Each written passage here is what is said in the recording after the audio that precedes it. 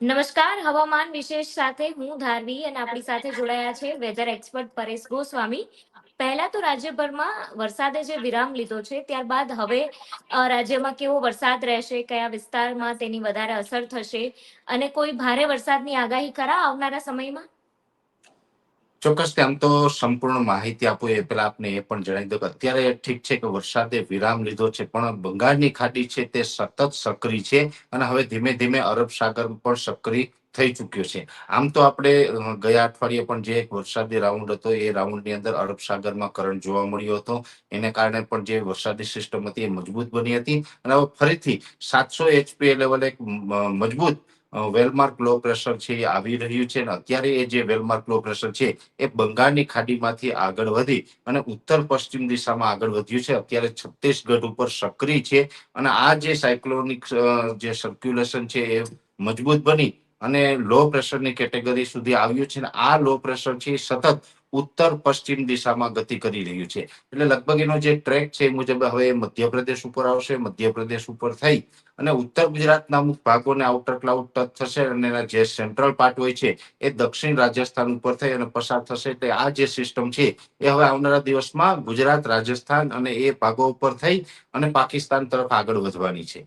પણ આ સિસ્ટમને કારણે હવે આમ તો લગભગ આજે પણ વહેલી સવારથી અમુક વિસ્તારો જેમ કે મધ્યપ્રદેશ બોર્ડર લાગુ વિસ્તારમાં દાહોદ, ગોધરા હોય, છોટાઉદેપુર એ વિસ્તારમાં કદાચ વરસાદની શરૂઆત થઈ હશે.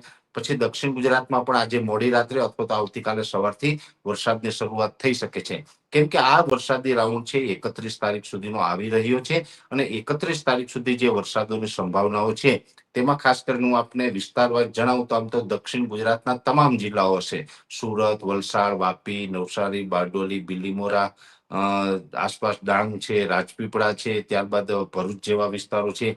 તમામ વિસ્તારોમાં હળવાથી મધ્યમ એટલે 31 તારીખ સુધીમાં 2 થી 4 ઇંચ સુધીના વરસાદો દક્ષિણ ગુજરાતમાં પણ વરસી શકે છે. એ સાથે મધ્ય ગુજરાતનું છોટાઉદેપુર, દાહોદ, ગોધરા, મહીસાગર જેવા વિસ્તાર છે, વડોદરાના વિસ્તાર છે, આમાં પણ સામાન્યથી મધ્યમ ખાસ કરીને મધ્યપ્રદેશ બોર્ડર લાગુ વિસ્તાર હશે જેમાં છોટાઉદેપુર અને દાહોદના વિસ્તારો છે એમાં થોડીક તીવ્રતા વધારે જોવા મળશે.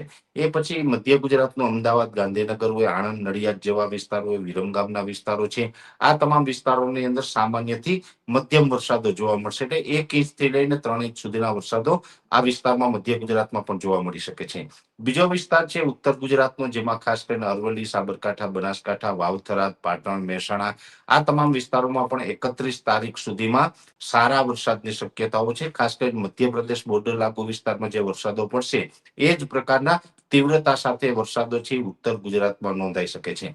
એટલે આમ જોવા જઈએ તો ઉત્તર ગુજરાતમાં ગયા રાઉન્ડની અંદર તીવ્રતા ઓછી હતી, પણ હવે આ રાઉન્ડની અંદર અતિ તીવ્રતા સાથે વરસાદો નોંધાય, 1-2 સેન્ટરની અંદર ભારેથી અતિ ભારે વરસાદો થાય તેવી પણ શક્યતાઓ રહેલી છે. એ સાથે બીજું હશે સૌરાષ્ટ્ર અને કચ્છ. કચ્છ જિલ્લામાં આમ તો અમુક વિસ્તારોમાં સારા વરસાદો છે. અમુક વિસ્તાર એવા છે કે બિલકુલ વરસાદ નથી, જેમાં વાગડ વિસ્તાર હોય, ખડીર છે, જે રાપર તાલુકો છે, એવા ઘણા બધા વિસ્તારો એવા છે કે 2025ના ચોમાસામાં કોઈ ખાસ વરસાદો ત્યાં જોવા મળ્યા નથી. પણ હવે આ રાઉન્ડની અંદર હળવાથી સામાન્ય વરસાદો ફરીથી ત્યાં નોંધાય તેવી શક્યતાઓ રહેલી છે. જોકે કચ્છ જિલ્લાની અંદર હજુ 2 થી 3 રાઉન્ડ વરસાદના આવવાના છે. એટલે સૌરાષ્ટ્ર કે ઉત્તર ગુજરાતની સાથે તીવ્રતા સાથે વરસાદ નહીં, પણ એકંદરે સામાન્ય વરસાદો જે પડતા હોય એ પ્રકારના વરસાદો 2 થી 3 રાઉન્ડમાં હજુ ત્યાં પણ પડવાના છે. સૌરાષ્ટ્રની વાત છે તો સૌરાષ્ટ્રની અંદર એકંદરે જોવા જઈએ તો 31 તારીખ સુધીમાં કોઈ ખાસ વરસાદની શક્યતાઓ નથી. પણ અમુક સેન્ટર એવા હશે કે ત્યાં આ જે સિસ્ટમના આઉટર ક્લાઉડ છે એને કારણે કદાચ વરસાદી માહોલ જોવા મળી શકે. જેમાં ભાવનગર, અમરેલી, ગીર સોમનાથ અને જુનાગઢ આ વિસ્તારમાં પણ થોડોક વરસાદ જોવા મળશે. પણ આ જે જિલ્લા મેં આપને જણાવ્યા છે 4 જિલ્લા ભાવનગર, અમરેલી, ગીર સોમનાથ અને જુનાગઢ, તો આ 4 જિલ્લામાં સાર્વત્રિક વરસાદ નહીં હોય, 2 તાલુકામાં હોય, 2 તાલુકામાં ન હોય, એ પ્રકારના વરસાદો છે આ 4 જિલ્લામાં નોંધાઈ શકે છે. અને એ પણ સામાન્ય વરસાદ હશે, ત્યાં કોઈ અતિ ભારે વરસાદની શક્યતાઓ નથી. એવી જ રીતે જે આપણે ઉત્તર સૌરાષ્ટ્રના ભાગો હશે જેમાં મોરબી, સુરેન્દ્રનગર, એમાં હળવા સામાન્ય ઝાપટાઓ નોંધાય, એનાથી વિશેષ કોઈ શક્યતાઓ નથી. અને સૌરાષ્ટ્રના બીજા ભાગો હોય જેમ કે રાજકોટ હોય, જામનગર છે, દ્વારકા છે, પોરબંદર હોય કે જુનાગઢના અમુક બીજા વિસ્તારો છે, એમાં પણ સામાન્ય ઝાપટાઓ નોંધાય, બાકી કોઈ મોટો વરસાદનો રાઉન્ડ ત્યાં દેખાઈ નથી રહ્યો. એટલે ખાસ કરીને વરસાદની સિસ્ટમ તો આવી રહી છે, પણ 31 તારીખ સુધીનું સેશન છે એમાં દક્ષિણ ગુજરાત, મધ્યપ્રદેશ બોર્ડર લાગુ વિસ્તાર અને ઉત્તર ગુજરાતના જે ભાગો છે તેમાં સારા એવા વરસાદો નોંધાય, બીજા વિસ્તારોમાં હળવા સામાન્ય વરસાદ નોંધાય એવું એક અનુમાન છે. એટલે 31 તારીખ સુધી આ પરિસ્થિતિ રહેવાની છે. અને આની અંદર પણ જ્યાં વરસાદો પડશે ત્યાં થોડુંક ગાજવીજનું પ્રમાણ પણ રહી શકે છે, એટલે કે આ તોફાની વરસાદ પણ હશે. બીજા નંબરમાં 1 તારીખથી જે રાઉન્ડ ચાલુ થવાનો છે તે સાર્વત્રિક રાઉન્ડ હશે. એ લગભગ 1 થી 8 સપ્ટેમ્બરનો રાઉન્ડ હશે અને એમાં ઓલ ઓવર ગુજરાતમાં સારા વરસાદો થાય, જેમાં સૌરાષ્ટ્ર, કચ્છ, ઉત્તર ગુજરાત, મધ્ય ગુજરાત, દક્ષિણ ગુજરાત એમ જે તમામ જે વેધરના નિયમ પ્રમાણે જે 5 રીજન છે એ 5 રીજનની અંદર સારા એવા વરસાદો થાય તેવું એક અનુમાન છે હાલ. અને સપ્ટેમ્બર મહિનામાં વાત કરીએ તો આખા સપ્ટેમ્બર મહિનામાં કેવો વરસાદ રહેશે? અને ચોમાસાના અંત તરફ જઈ રહ્યા છીએ ત્યારે અંતમાં કેવો વરસાદ રહેશે? ચોમાસાના અંત તરફમાં વાત એવી છે, આમ તો ગુજરાતની અંદર જે ચોમાસું પ્રવેશ કરવાની નોર્મલ તારીખ અને ચોમાસાની વિદાયની તારીખ બંને 15 તારીખ આમ તો ગણવામાં આવે છે. એક છે 15 જૂન, કે 15 જૂન આસપાસ ચોમાસું ગુજરાતમાં ચાલુ થતું હોય છે. પછી ક્યારેક 1 કે 2 દિવસ આગળ પાછળ હોઈ શકે, પણ નોર્મલ તારીખ 15 જૂન ગણવામાં આવે છે. એવી જ રીતે ચોમાસાની વિદાય છે 15 સપ્ટેમ્બર આસપાસ સામાન્ય રીતે થતી હોય છે.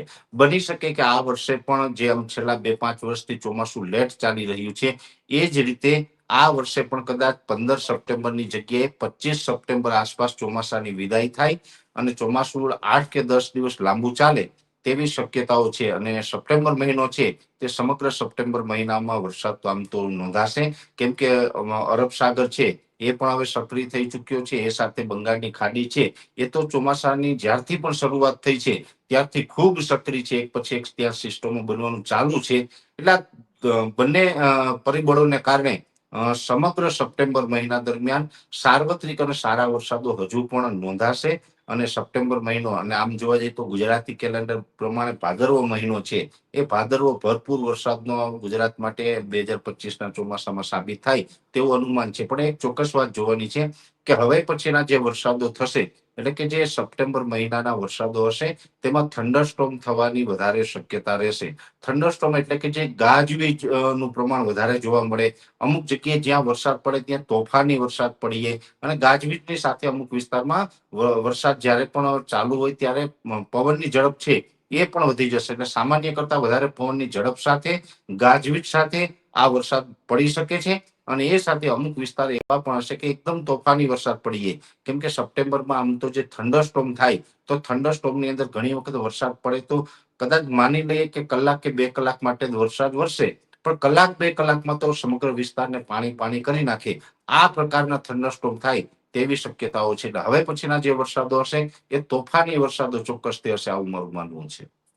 અને આ સિઝનમાં ખેડૂતોની વાત કરીએ તો કયા પાકને વધારે નુકસાન થયું છે, કયા પાક સારો ફળ્યો છે ખેડૂતોની, અને ઓલ ઓવર તેમની સ્થિતિની વાત કરીએ તો કેવી રહી? આમ જોવા જઈએ તો સ્થિતિ અલગ અલગ વિસ્તાર પ્રમાણે અલગ અલગ સ્થિતિ છે. ઠીક છે, અમુક વિસ્તારમાં ખેડૂતોને સારું ઉત્પાદન આવે તેવી પણ શક્યતાઓ છે, નુકસાની ઓછી છે. પણ ઘણા વિસ્તાર એવા છે કે ત્યાં સ્થિતિ ખરાબ છે. જેમ કે કચ્છ જિલ્લો, કચ્છ જિલ્લાની અંદર પણ ઘણા બધા વિસ્તારમાં વરસાદની ઘટ હોવાને કારણે ચોમાસુ પાકમાં નુકસાન છે. એ સાથે સૌરાષ્ટ્રના ઘણા બધા વિસ્તારો એવા છે કે જ્યાં અતિ વરસાદો પડ્યા છે, જેમાં ખાસ કરીને 19 અને 20 ઓગસ્ટના રોજ અતિવૃષ્ટિ જેવા વરસાદો છે એ સૌરાષ્ટ્રમાં નોંધાયા હતા. 12 થી 15 ઇંચ સુધીના વરસાદો નોંધાયા હતા, જેને કારણે ખેતરો ધોવાઈ ગયા છે, ચોમાસુ પાક ધોવાઈ ગયો છે. અને એમાં પણ મગફળી, તુવેર, કપાસ, શાકભાજી વગેરે તમામ પાકોની અંદર નુકસાન જોવા મળી રહ્યું છે. એટલે અમુક વિસ્તારમાં ખેડૂતોને નુકસાની છે, અમુક વિસ્તારમાં ફાયદો પણ છે, અમુક વિસ્તારમાં ઓછા વરસાદને કારણે નુકસાની છે, અમુક વિસ્તારમાં અતિ વરસાદને કારણે નુકસાની છે.